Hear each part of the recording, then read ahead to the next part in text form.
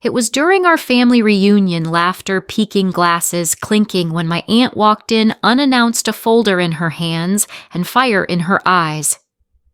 "April," my aunt said, "how's that $3 million trust your father funded and I administer under his will?" I froze. 2 jobs. Past due bills. What trust? My stepmother Doris went pale. My older half-sister Laura stared at her plate. My aunt's voice cut like glass. "Don't tell me you hid it. That money was her right, her future." In that silence, my life cracked open. My birth mother died when I was 5. Afterward, my father Henry reconciled with his first wife Doris, who became my stepmother. Laura, their daughter, is my older half-sister. Tension rose. My aunt's face hardened as she glared at my stepmother Doris and my older half-sister Laura. My stepmother Doris, paled hands shaking. My older half-sister Laura stiffened, avoiding my eyes. My aunt roared, "Don't tell me you hid it. That money was her right, her future." Their silence crushed me. Questions flooded. Why hidden? Why let me struggle? Why their guilt? My aunt turned to me furious, unleashing the truth that shattered my life.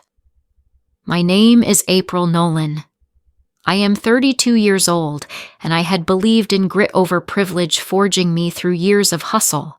In my toughest phase, I juggled jobs, coffee server mornings, office clerk afternoons. Bills loomed, health ignored. My stepmother preached effort builds character. My older half-sister urged pushing on. I trusted them as my anchor. The reunion meant bonding with simple food and toast to new beginnings. But my aunt's question exposed the $3 million trust, and then everything unraveled. If this story gripped you, if you felt that shock with me, like the video, share it with someone dealing with family deception and comment on how you'd handle it. I read every word. Your thoughts fuel me. For more betrayal revelation and resilience tales, subscribe and turn on alerts. This is the start. Join me. Thanks for watching. Stay bold, true, and free from hidden pasts. I slammed my fist on the table, the sound echoing in the sudden quiet. The reunion's chaos faded into a haze, but the life I'd been living hidden behind their lies demanded to be seen. That struggle shaped every moment before my aunt's revelation. My days ran on a grueling loop. At 32, I felt worn thin, chasing a stability that never stuck. Mornings began before sunrise, hurrying to the diner where I worked as a barista. I manned the espresso machine, hands stinging from scalding milk, serving a rush of customers who barely muttered thanks. Tips trickled in barely enough for bus fare, yet I plastered on a smile to keep the job. Afternoons offered no reprieve. I clocked into a part-time gig at a shipping office, hunched over a desk, inputting orders. The overhead lights hummed, blending with the ache in my neck from the stiff chair. Deadlines blurred my vision, and breaks were a quick grab from the vending machine crackers I couldn't spare the change for. By nightfall, I stumbled home, feet swollen, mind foggy, collapsing onto a sagging couch. Money was a constant chokehold. Rent devoured half my earnings, utilities, another slice leaving scraps for food. I hunted discounts, filling my cart with rice and canned soup, telling myself it was just a phase. Medical care. I dodged it, shrugging off the sharp pain in my knees from long shifts relying on cheap painkillers when it spiked. Sleep came in fits, broken by anxiety over the next payment or a rattling car. My stepmother Doris molded this mindset. She stepped in after my mother's death when I was a child, preaching self-sufficiency. Doris held a bank manager role, her schedule packed, but secure, often saying, "Hardship forged strength." "You earn what you get," my stepmother Doris said one evening, dishing out a sparse meal. I leaned on her steadiness. She mended my jeans, pushed me through school. My older half-sister Laura reinforced that, though differently. At 35, she managed a retail store, her hours uneven. Laura was quieter, her guidance blunt. Push through it, my older half-sister Laura said, when I vented exhaustion, her face lined from her own toil. We shared a bunk bed growing up. She fended off schoolyard taunts. As adults, our closeness frayed under shared rent. My older half-sister Laura oversaw our finances, claiming stability despite overdue bills slipping under the door. My mother's memory flickered like a fading light. She passed in a car crash when I was 5, leaving echoes a gentle voice, tight hugs, tales of baking pies. Without photos, her face blurred, but I recalled her Sunday pies. Doris entered soon after becoming our mom, though my older half-sister Laura occasionally hinted at my mother's warmth. Those murmurs fueled fleeting hopes of a different life, but I buried them clinging to Doris's family. Our home was a cramped apartment, walls so thin I heard neighbors' fights. Nights we gathered at the table, my stepmother Doris recounting bank meetings, my older half-sister Laura adding store tales. I chimed in with diner rants or office woes. We're holding on, my stepmother Doris said, sliding over potatoes. My older half-sister Laura nodded, adding step by step. Their reassurance dulled my fatigue.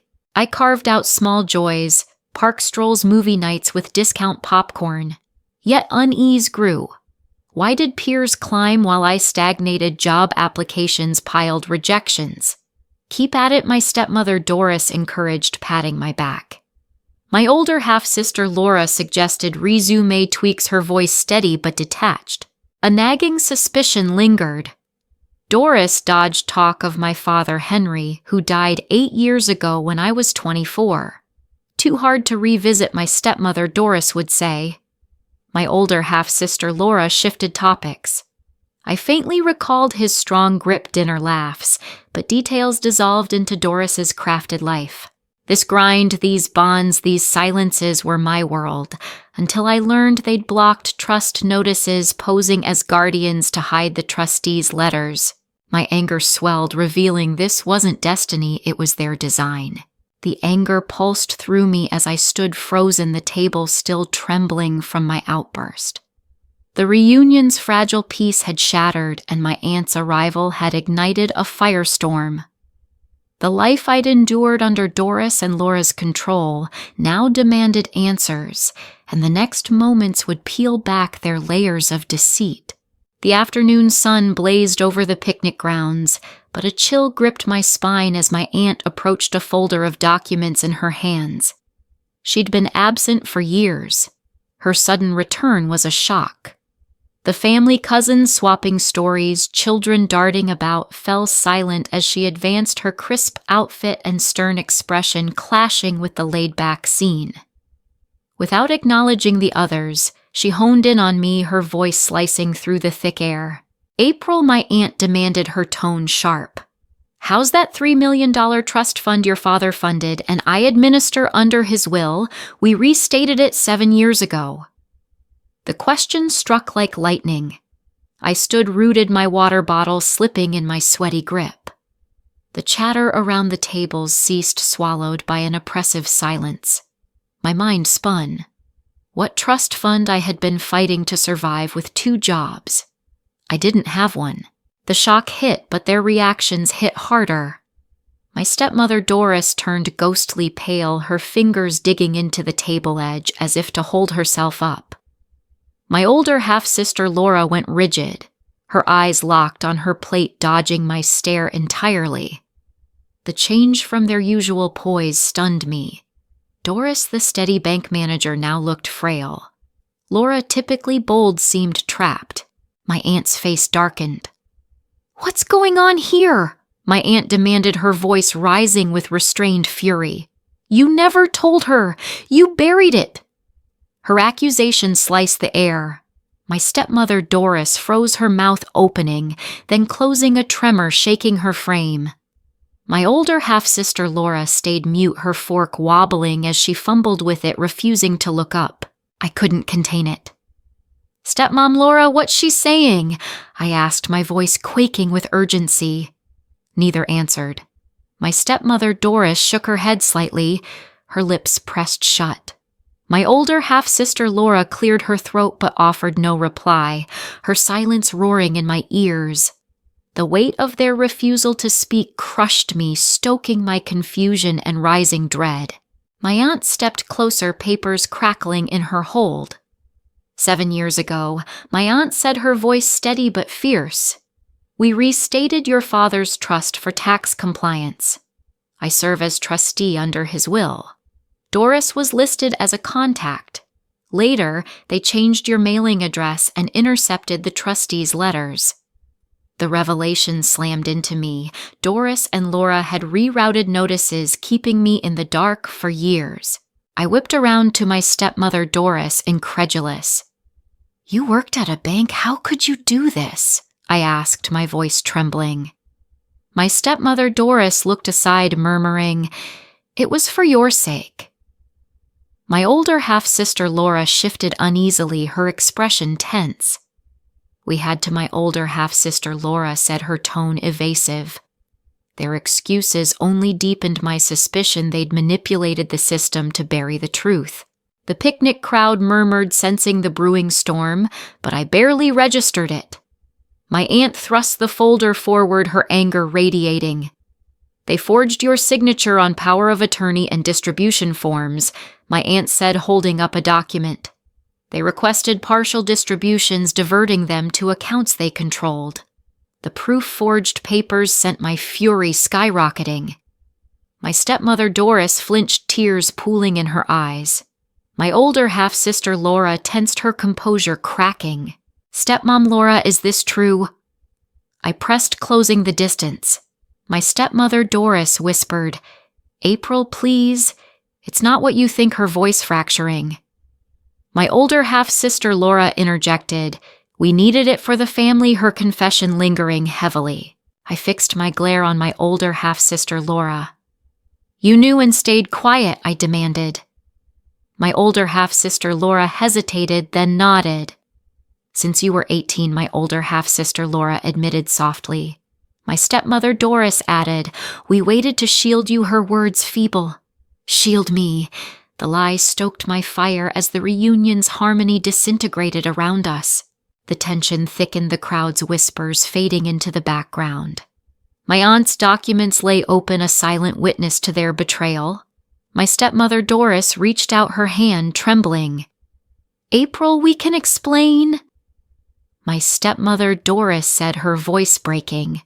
My older half-sister Laura added, "It was for your good," but their pleas rang hollow against the evidence. I stepped back, my heart pounding, the truth sinking in. Their deception, rerouting letters, forging forms, stealing from my future, left me seething, the reunion now a battleground of broken trust. The fury still seared through me as I stood there, fists balled, the picnic's distant murmur drowned by my racing thoughts. My aunt's revelation about the trust fund had cracked open a wound, and the silence from my stepmother Doris and my older half-sister Laura only deepened it. I wouldn't let their evasions stand, truth had to surface. I moved forward, my voice cracking with rage. "Stepmom Laura, tell me what's happening." I insisted, my eyes boring into them. My stepmother Doris shifted, her hands wringing the tablecloth. My older half-sister Laura kept her head down, her fingers clutching her fork. Neither spoke, their refusal stoking my anger. "Answer me now," I shouted, slamming my palm down again. The thud rippled through the nearby relatives, but I pressed on. My stepmother Doris raised her gaze, her face pale and strained. "April, it's not that simple." My stepmother Doris said, her voice a shaky whisper. My older half-sister Laura cut in. "We were protecting you," her tone defensive as she glanced at Doris. "Protecting me." The notion felt like a mockery. Protecting me from what? I snapped, my voice escalating. From a $3 million trust fund that could have freed me. My stepmother Doris flinched, her eyes darting away. My older half-sister Laura leaned in, trying to placate. "It wasn't straightforward," my older half-sister Laura said, her voice tense. "We had reasons." Their dodging ignited my fury. "Reasons," I yelled, fists tightening. "You let me toil at 2 jobs while you sat on my inheritance. My stepmother Doris shook her head, tears forming. We thought it would build your character. My stepmother. Doris said, her voice breaking. My older half-sister Laura nodded, adding, we didn't want you relying on it. Their excuse character through lies only stoked my rage further. My aunt stepped in, her authority unshakable. This ends now, my aunt said, lifting the documents. Your father funded this trust and I administer it under his will. Doris was listed as a contact. They later changed the mailing address and intercepted notices. The truth hit like a sledgehammer. Doris and Laura had rerouted notices, keeping me in the dark. I spun to my stepmother Doris, incredulous. You're a bank manager? How could you orchestrate this? I asked, my voice quivering. My stepmother Doris averted her gaze, muttering, it was for your good. My older half-sister Laura reached out, confessing, April, we used some for the house, her admission thick with guilt. The twist stunned me. They dipped into the fund, cloaking it with their protection lie. You stole from me, I roared, stepping closer. My stepmother Doris recoiled, tears spilling. It was a loan, my stepmother Doris said faintly. My older half-sister Laura stood, her face flushed. We'd pay it back, my older half-sister Laura insisted, but her words felt hollow. The betrayal deepened. Laura's attempt to cover their misuse only proved their culpability. I paced, mind churning. How long have you known? I demanded, glaring at my older half-sister Laura. She paused, then admitted. Since you turned 18, my older half-sister Laura said. My stepmother Doris nodded, adding, we thought waiting was best. Waiting. They'd let me exhaust myself while guarding their secret spending. My aunt's voice cut through, cold and resolute. They forged your signature on power of attorney and distribution forms, my aunt said, brandishing a paper. They requested partial distributions, diverting them to accounts they controlled. The evidence-forged documents sent my fury soaring. My stepmother Doris sobbed, we didn't mean to hurt you. My older half-sister Laura pleaded, it was for the family, but their justifications crumbled. I pointed at them, voice raw. You robbed my future for yourselves, I said, anger boiling. My stepmother Doris stretched toward me, whispering, April, forgive us. My older half-sister Laura added, we can make it right, but their pleas dissolved.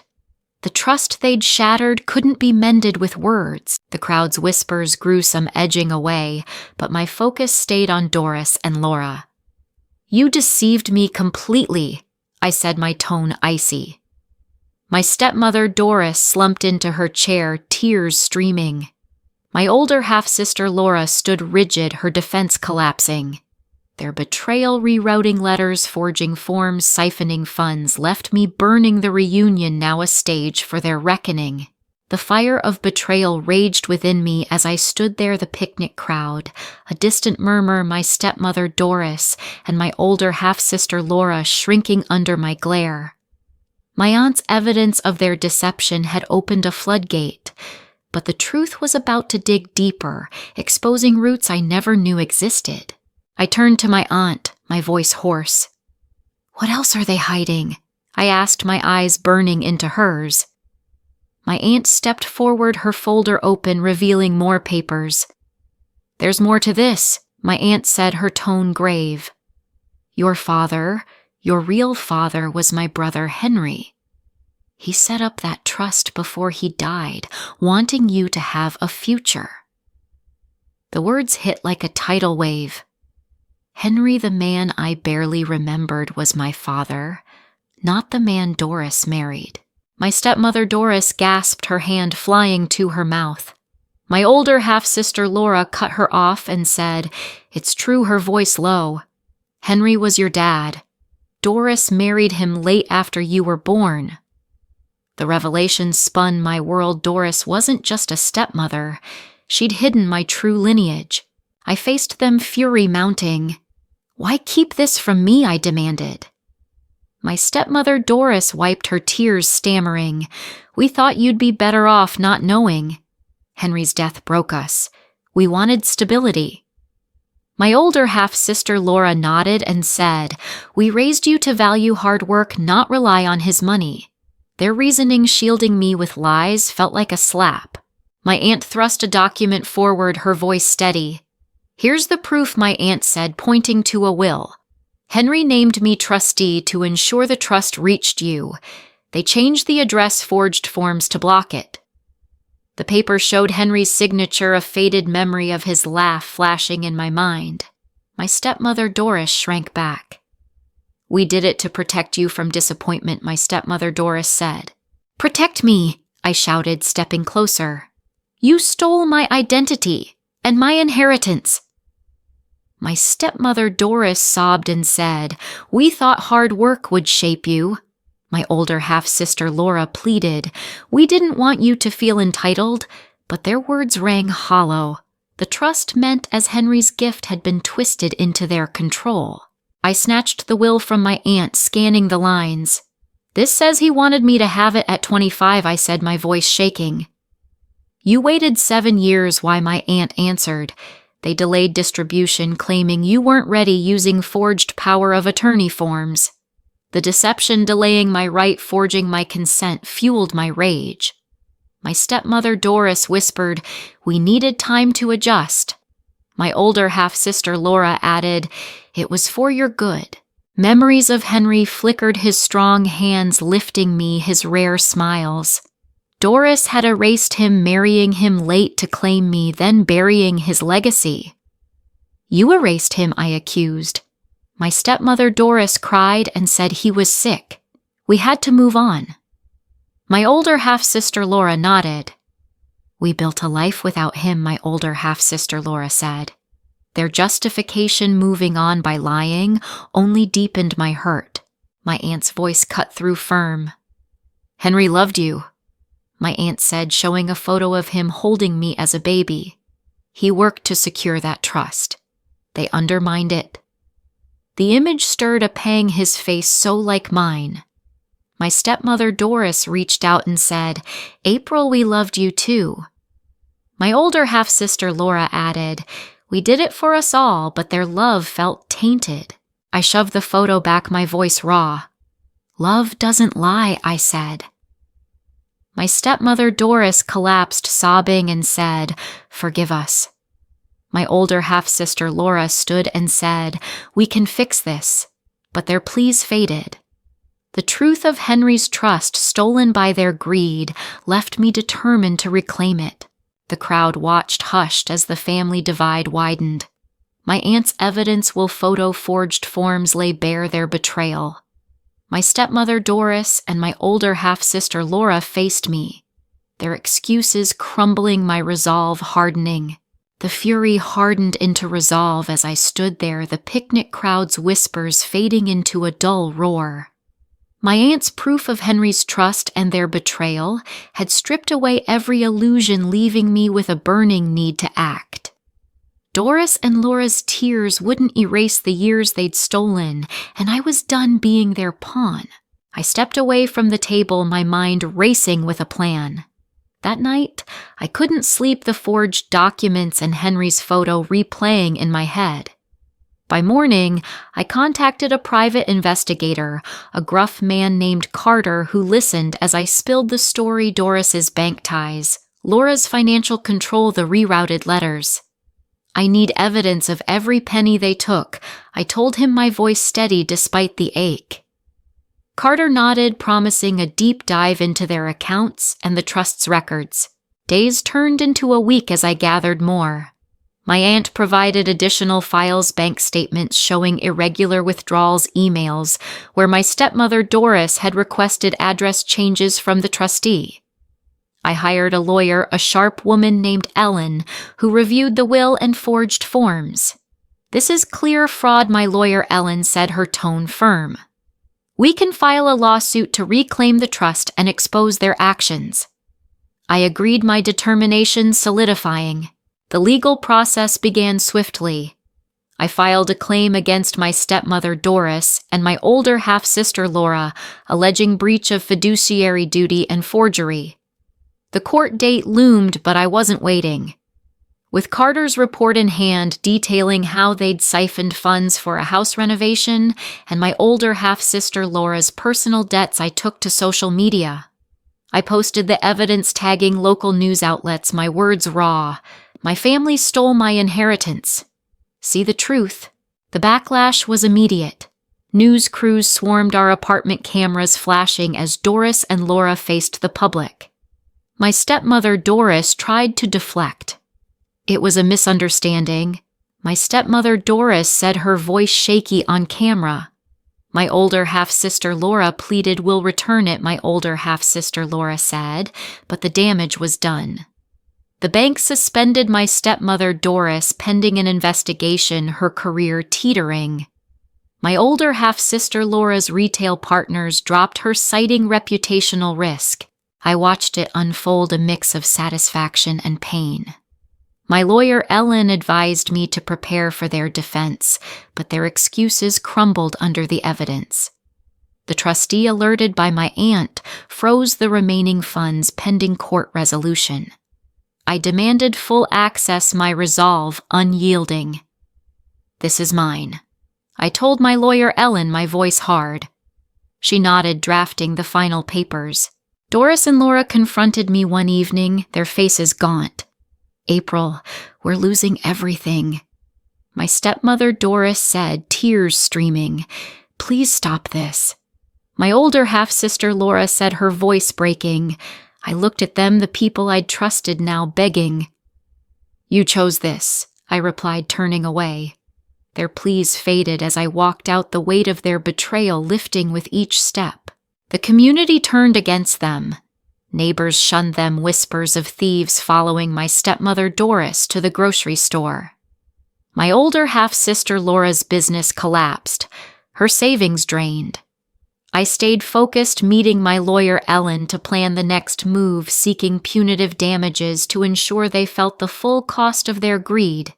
The trust, once a ghost, was now my weapon. My aunt stood by me, offering support. Henry would be proud, my aunt said, handing me a letter he'd written detailing his hopes for me. It fueled my fight. I shared it online, the public's outrage growing. Doris and Laura's attempts to salvage their reputations failed, their social circle dissolving. The court date approached and I felt a strange calm. The money was secondary. Exposing their lies was my victory. Doris and Laura's downfall, job loss, financial ruin was the price they'd pay. I vowed to sever all ties, their betrayal a lesson etched in my resolve. The cold satisfaction settled in as I walked away from the courtroom, the judge's ruling echoing in my ears. The trust fund, my father Henry's legacy, was mine, and Doris and Laura's world was crumbling. Their betrayal had cost them everything, and I intended to make sure they felt the full weight of it. This wasn't just about reclaiming money. It was about severing the ties they'd poisoned with lies. Days after the verdict, the fallout hit hard. My stepmother Doris lost her bank manager position, the investigation revealing her role in forging documents and misusing funds. The bank fired her, citing gross misconduct, and her professional reputation shattered. I heard she tried to find work, but no institution would touch her. Her name was mud. My older half-sister Laura's retail business collapsed as partners pulled out her debts, mounting from the legal fees and the money she'd siphoned. Their house, renovated with my trust, went into foreclosure, forcing them into a cramped rental. I watched from a distance, my resolve unshaken. One evening, Doris and Laura cornered me outside my new apartment, their faces hollow. "April, we're ruined." My stepmother Doris said, her voice trembling with desperation. "Please help us," my older half-sister Laura said, her eyes red from tears. I looked at them, the woman who'd erased my father, the sister who'd betrayed me, and felt nothing but resolve. "You chose greed over me," I replied, turning my back. Their pleas faded as I walked inside the door, clicking shut behind me. The community turned against them. Neighbors whispered, avoiding my stepmother Doris at the store where she now worked a cashier job. My older half-sister Laura's friends deserted her, her social circle dissolving as the scandal spread.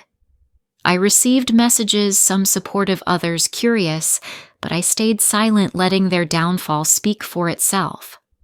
My aunt, a steady presence, brought me Henry's letters reinforcing my purpose. "He'd want you to stand tall," my aunt said, her voice warm. I nodded, using his words to fuel my next step. I escalated the revenge. With my lawyer Ellen's guidance, I pursued punitive damages, ensuring Doris and Laura faced financial ruin. The court awarded me extra compensation, draining their remaining assets. Doris tried to appeal. "We didn't mean this," my stepmother Doris said in a final hearing, but the judge dismissed it. "Give us a chance," my older half-sister Laura said, but I refused. Their losses, jobs, home, dignity were the price of their deceit. By mid-October 2025, their lives were unrecognizable. My stepmother Doris worked odd jobs, her savings gone, while my older half-sister Laura struggled with bankruptcy. I visited their old neighborhood once, seeing the for sale sign on their foreclosed home. It was a stark reminder of their fall. I felt no pity, only the strength Henry's trust had given me. As I stood there, the weight of their betrayal lifted.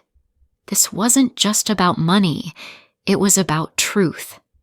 The lesson hit me hard. Family secrets destroy trust, and lies breed ruin. I reflected on it, realizing that hiding the truth, thinking it protects, only delays the inevitable pain. I'd warn others, face the truth early or lose everything as they did. The value here is clear. Honesty builds deception, breaks. I'd rebuilt my life with Henry's legacy, free from their shadow. Turning to you, I share this. If this moved you, question your own silences. Are you hiding truths to protect or controlling like they did? One conversation can change it all. Thank you for listening. If you felt this, like the video, comment what you do, and subscribe for more stories of truth and redemption. This ends my tale. Stay honest, stay strong.